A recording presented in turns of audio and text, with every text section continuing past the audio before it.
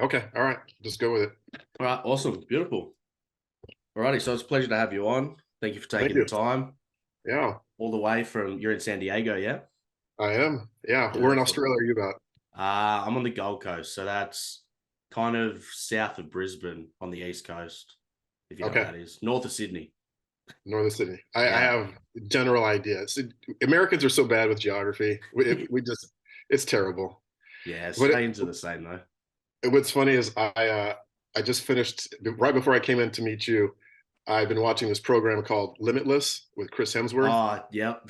Yeah. Yeah, and so he hangs out. I think he does a lot of this around Australia. He's with his brothers and his friends. So I have the voice in my head now. Your voice doesn't sound unusual. It sounds normal.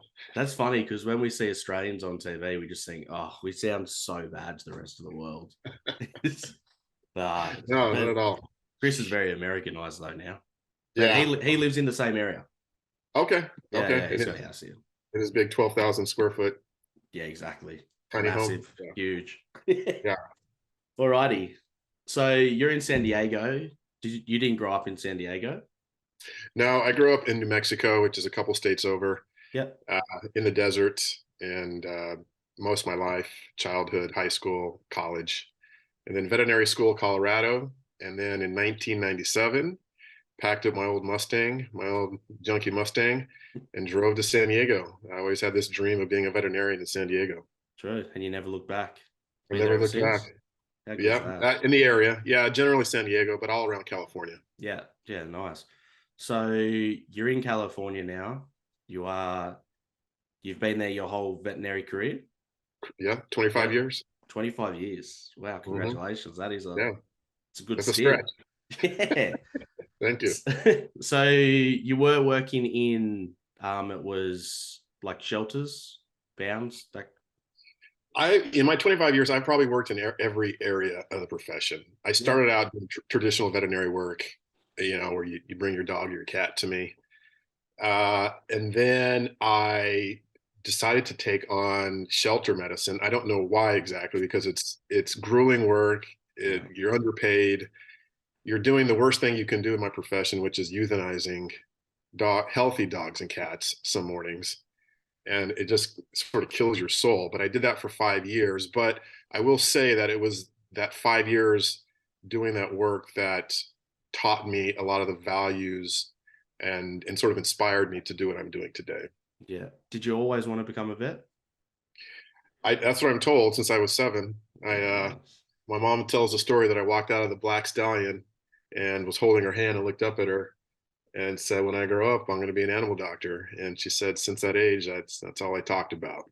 My mum made me watch that movie, probably around the same age. Yeah, Still got the VHS of it, like the tape. So that it's was a beautiful movie. like Yeah. you grew up with animals. Yes. Yeah. Mom was a big animal fanatic, so we had dogs and cats, chickens, horses. She had a cattle ranch for a while, so yeah, I got a dose of everything. Yeah, nice. So you've always wanted to be a vet. You've then gone to the shelters, which would be the absolute worst, I believe, because the suicide rate in veterinaries is very high. I know it is in Australia. I'm sure it would be in the US. Yeah, I don't know rates internationally, but I know here in America that of all white collar professionals, veterinarians have the highest suicide rate, Wow. sadly. That's very sad, especially every day when you're dealing with that kind of stuff. Yeah. But Yeah, I've had my moments too. I mean, I would say I've been on the brink of that, but certainly there's been periods in my career, namely the shelter work, where I had serious lows. yeah, you thought about giving up the profession? Yeah, I did. The I'll share this story with you because it sort of segues into what I'm doing now. But there was a day where I just said I can't go into work, and this was coming after a day we had euthanized 60 animals by 10 a.m.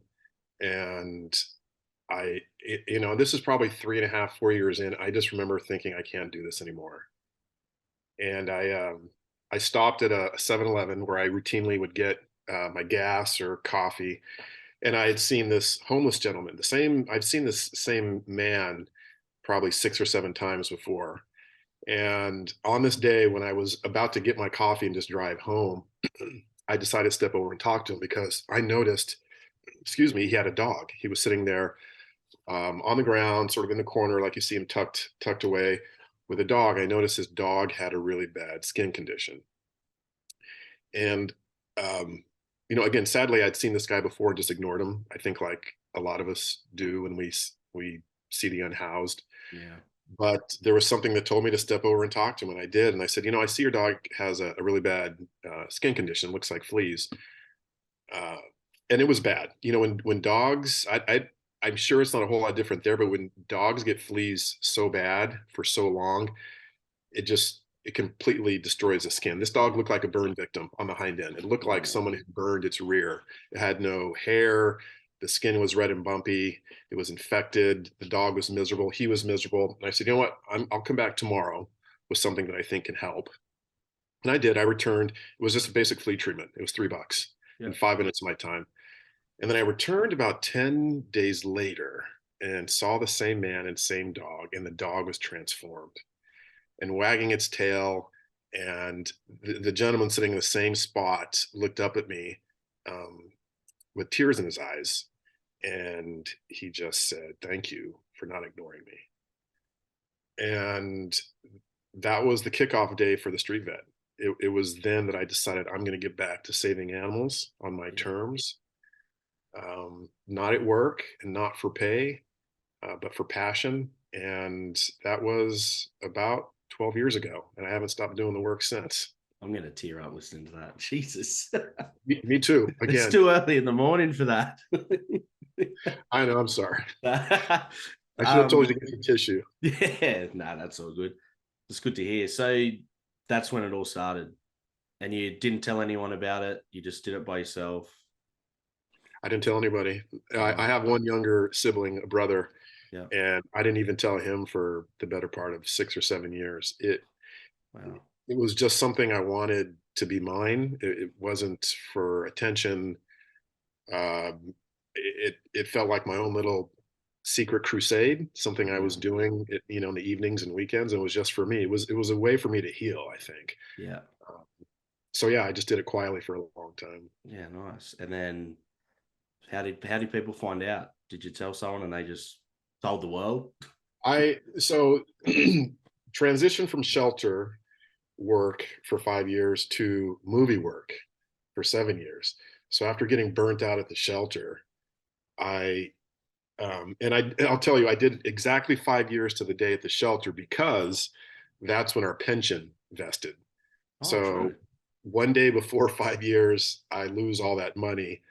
I hit 5 years exactly, and then all the money I'd invested in my pension will mature for me one day. So I knew when I got to 3.5, 4 years, I just had to hang on a little bit longer, and I did. I found ways to mentally cope and little distractions at work to keep me going.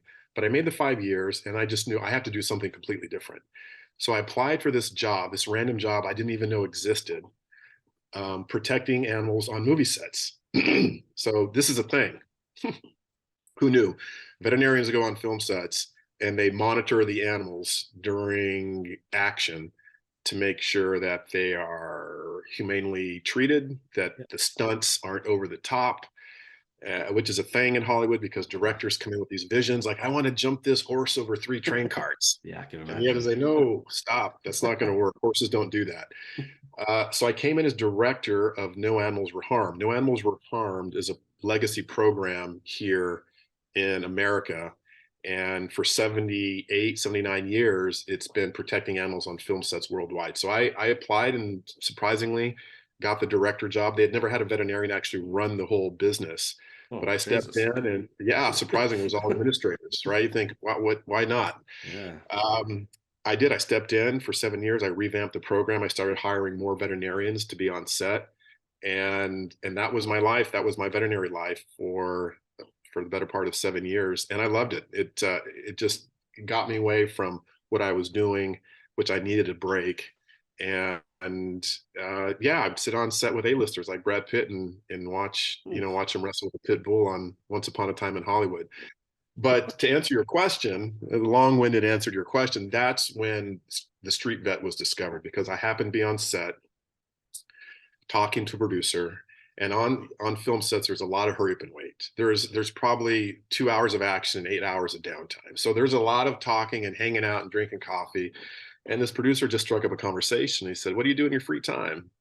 And I just happened to share, a passion of mine for the last 7 years has been going and helping the homeless.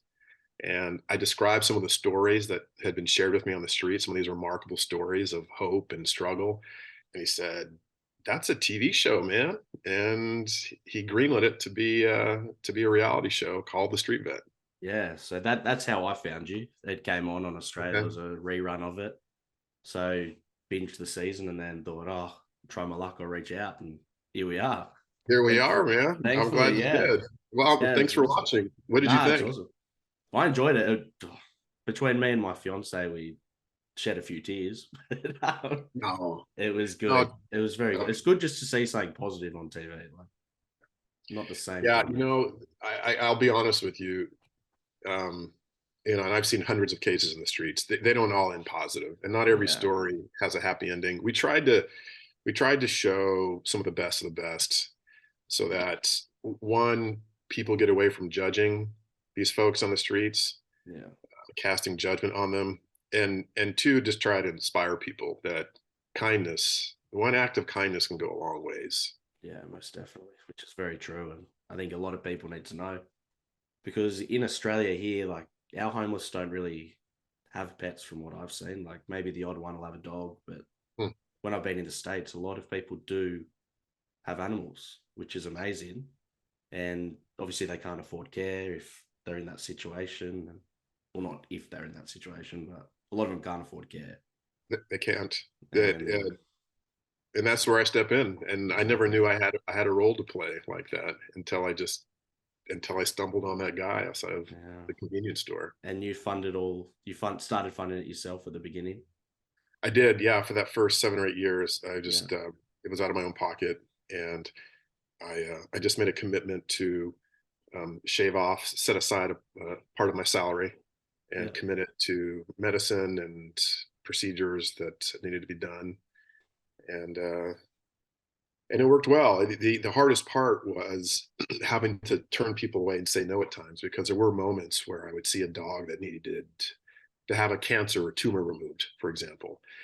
And I'm meeting some of these people in different parts of the state where I don't practice. So I may be up in San Francisco, or I could be in Los Angeles, and I don't have a clinic there, so I have to send them to a colleague to have the work done, and I have to pay out of pocket. Some of these things climb $2,000, $3,000, and I couldn't help everybody, and it was discouraging to have to tell people at times, I can't do this for you. yeah. But you've been down Skid Row and spoken to thousands of people, I'm sure. And is that scary?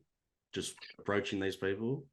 Yeah, That sounds real judgmental. That's not what I meant. But is no, it's not. No, look, I was hesitant to go to Skid Row the first time I went to Skid Row, because prior to that, I had never actually gone into Skid Row. I'd driven on the outskirts, and Skid Row is like, I forget, 8, 10 square blocks.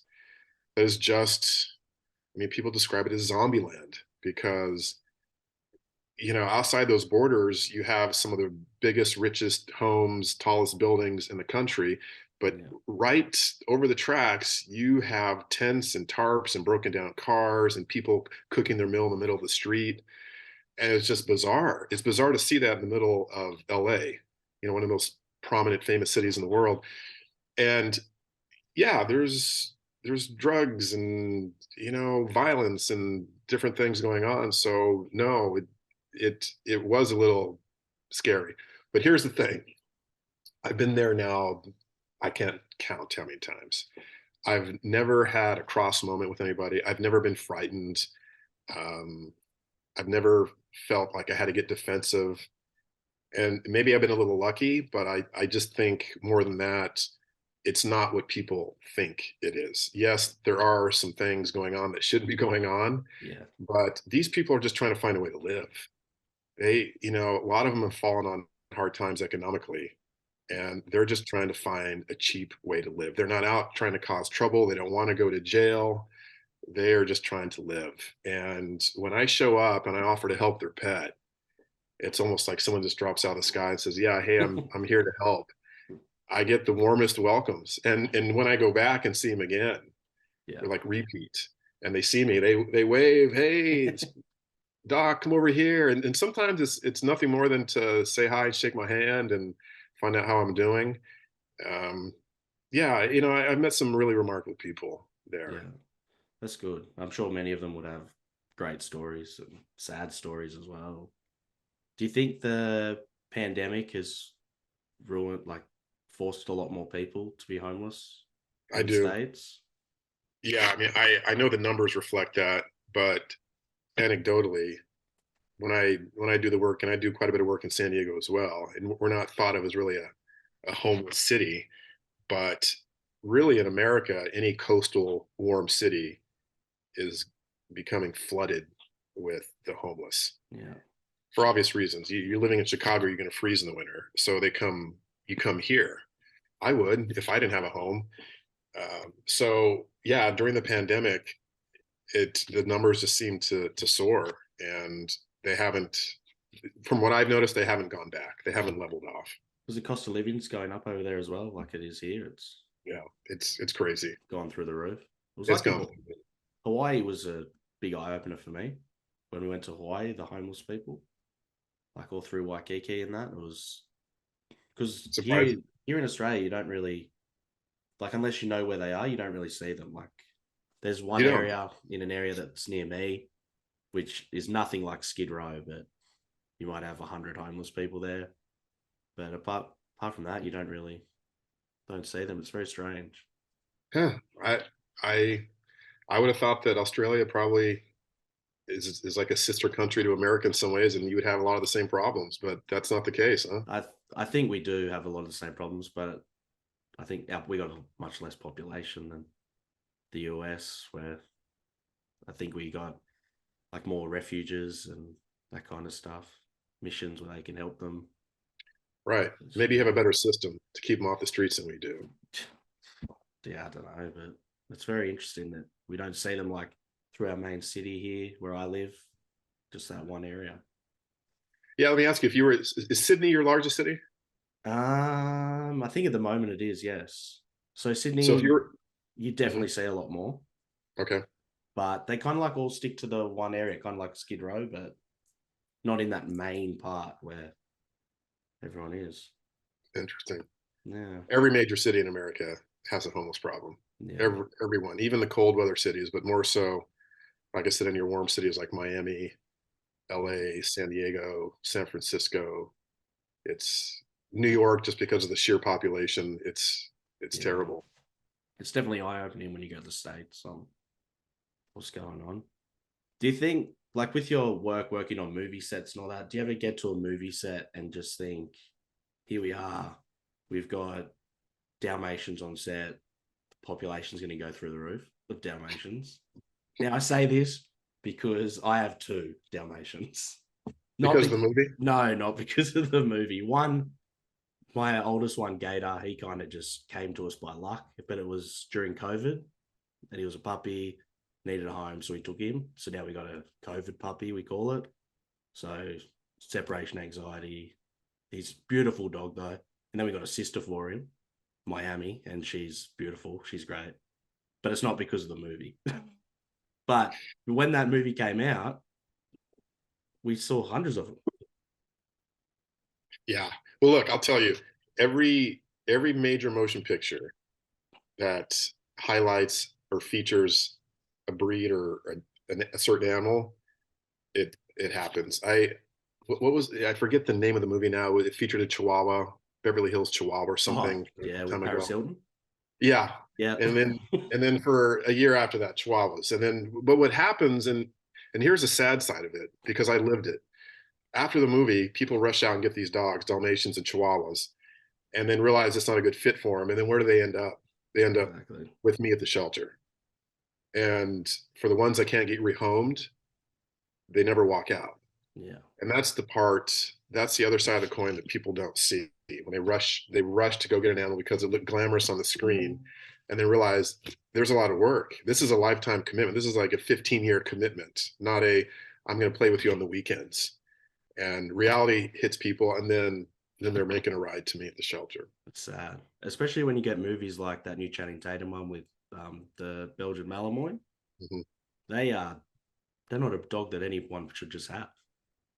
No, no, and I don't judge breeds. I judge people more because I think pit bulls get a bad rap. But there's a few exceptions, and the Malinois is one of them Yes. because that dog is just bred and wired for certain behaviors and actions. Yeah. Uh, and no, that's just not a family dog you take on and say let's bring them out.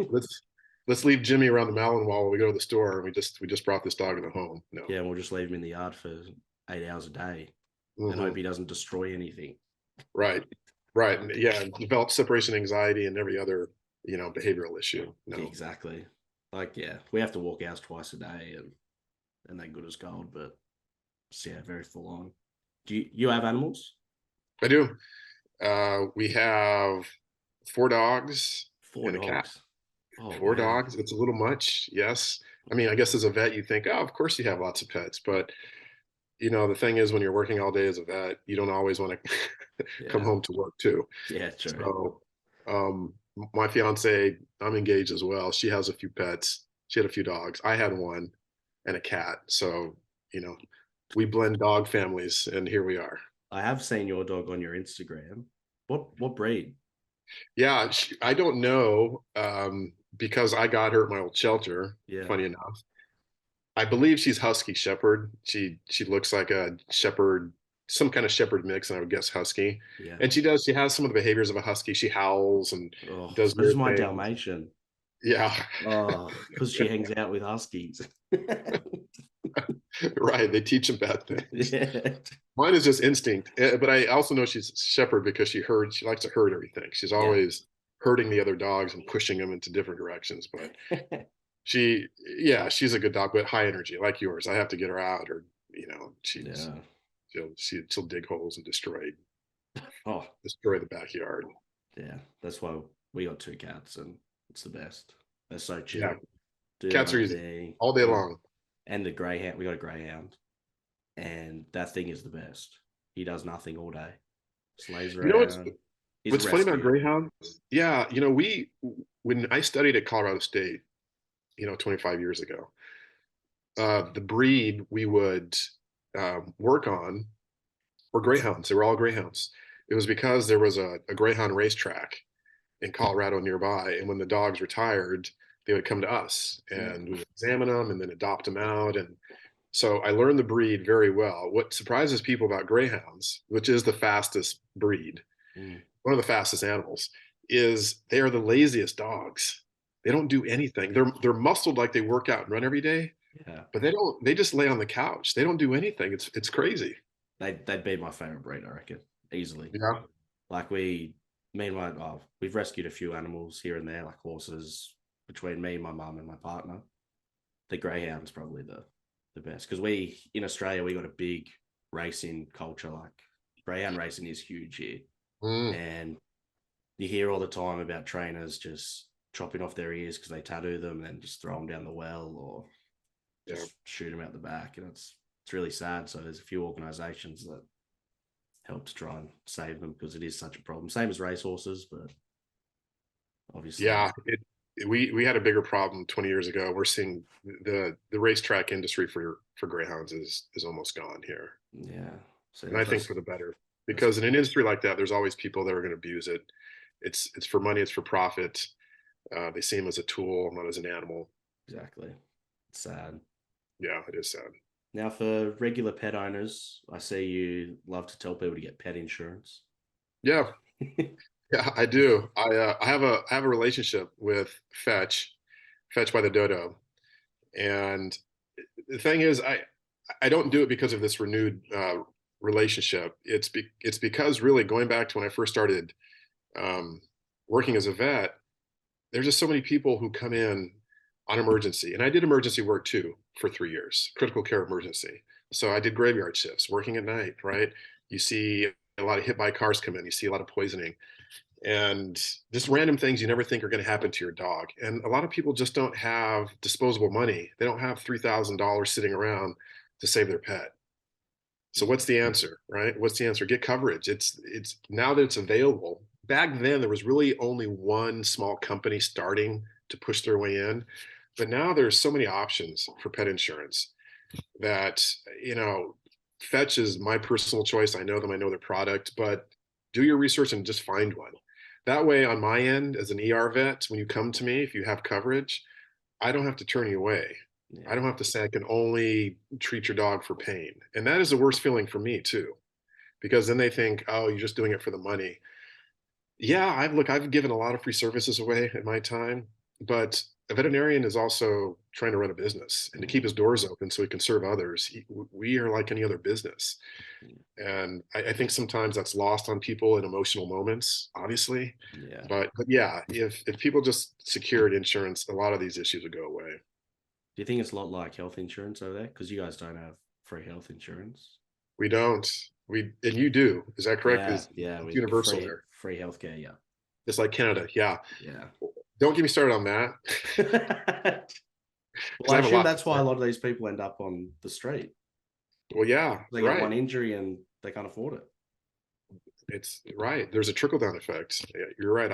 I could do a dissertation on this and the people I've spoken to in the streets and how they suffer from basic ailments that can be treated so easily, but they can't. They have no coverage, or they're going through cancer treatment and it's cut short and they're back on the streets.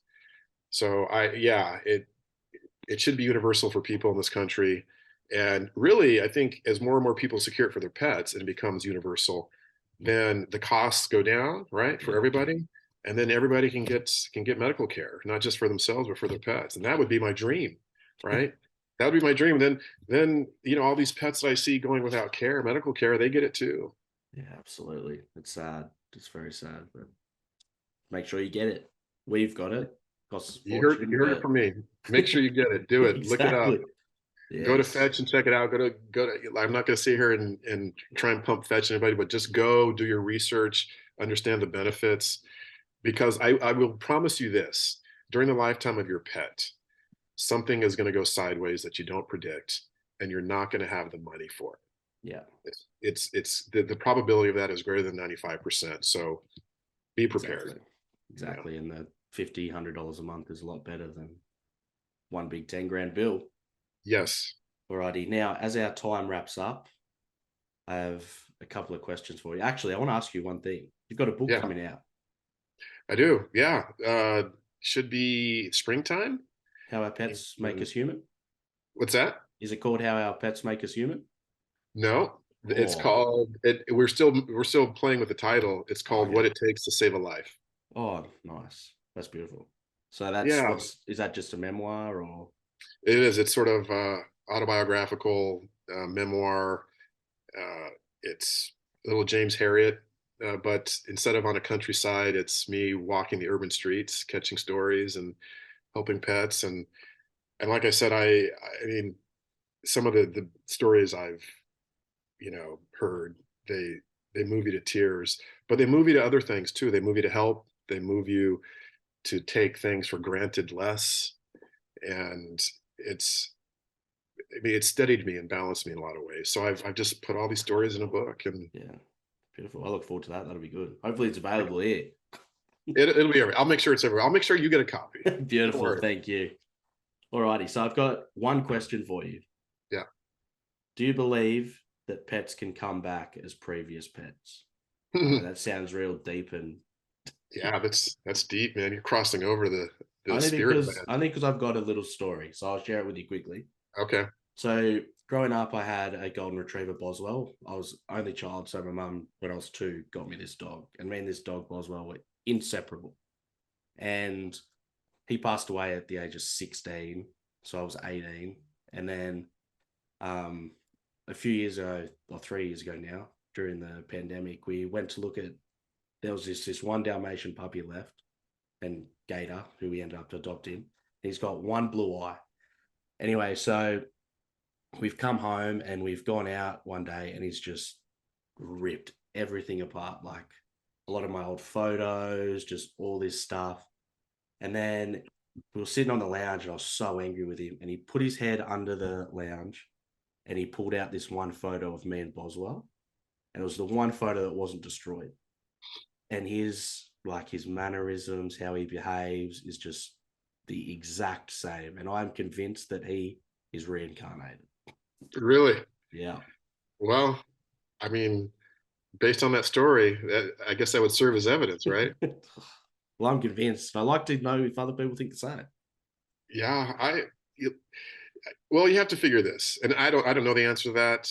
I haven't really given that a lot of thought, but I suppose if you believe animals can come back, then you'd have to believe people and other, dogs, and you'd have to think your cat or your soulmate. I suppose they can be reincarnated too. I don't True. know.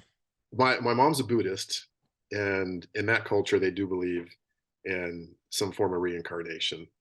I don't know that I completely bought into that yet, but as a scientist, the thing is, as a scientist, especially as a Western scientist, it's really sort of ashes to ashes, right? Dust to dust, and the universe recycles in different ways. But I don't know. I don't have all the answers. Alrighty. And what's next for you? Yeah, great question. I'm at a point now where I can dream a little bit. There's a lot of open road in front of me. I never thought the street vet would turn into what it has become, and that people would love it so much it would resonate with them as much as it had. I just never predicted any of that. That's why I never really talked about it. Never thought it was a big deal. It was just I was taught to give back as a child, and that was my form of giving back. So I don't know. I mean, we're just starting to sprout up other teams, street vet teams in other parts of the country. We have one in Atlanta. I have one in LA, one in Washington, D.C., and one starting in San Francisco. So these vets came to me and they said, we want to do what you do, and not for money. We want to volunteer our time. So this is taking on a new life. And I've thought about this. Actually, it was a friend of mine on one of my guys' trips. He said this. He said, Kwan, and we go back. It's like 6 of my best buds going back to college days. So we just razz each other and give each other a hard time. But in a serious moment, one of them said, you know, like 50, 60 years from now, you're probably the only one that'll be remembered out of all of us. And I thought that was his way of like giving me a compliment, to saying, what you're doing is pretty remarkable. And he said, and to go one step further, you could probably in the last stage of your life earn $50 million and no one will remember you or care about that. Your legacy is helping others. And I'm realizing more and more that is where I'm supposed to be. And I'm going to keep leaning into it. Beautiful. And how can people help out? If you want to help out, our website has a lot of information about what we do, projectstreetvet.org.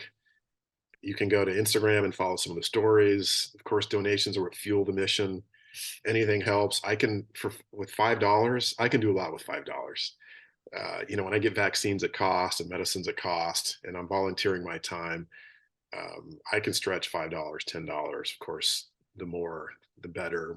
I can do procedures with that. But and then I just like the support when people like some of the videos or say keep going. You're changing the world. Yeah, it hits home. It's gonna make me tear up. Those things mean a lot to me. So any kind of support, it helps, and it's nice to know that in one small way, I am creating a little bit of change in the world. Most definitely, most definitely. And you kind to someone, they'll be kind to someone else. Ripple effect. It is. Pay it forward. We'll make sure we tag it, all the socials and all that stuff in all our links and that. So that'll be good. And hopefully one day we'll catch up in San Diego or LA. If you're ever in Southern California, yeah, you make it to my neighborhood, then you let me know. I'm in LA more often than not, so. All right. Well, then, hey, if you make it to LA sometime, I'll give you a little personal tour of Skid Row if you want to. I would love that. I would honestly love that. If you want to go into the jungle and see what I see, then you can tag along. Absolutely. I would love that. Thank you very much, Dr. Kwane, for your time. This has been inspiring, and I'm very happy that you gave us the time to do this. You're welcome. Yeah, Now, anytime I can share the stories, I love doing it. now you have to get back to work. You've still got half a day. Something's calling my name. Yeah. Beautiful. Now I have to go to work too. Hey, it was nice meeting you. Appreciate it. You too. Thank you, Kwane. Okay. Much Okay. appreciated. All right. We'll talk later, buddy. See you Okay. later. Bye-bye.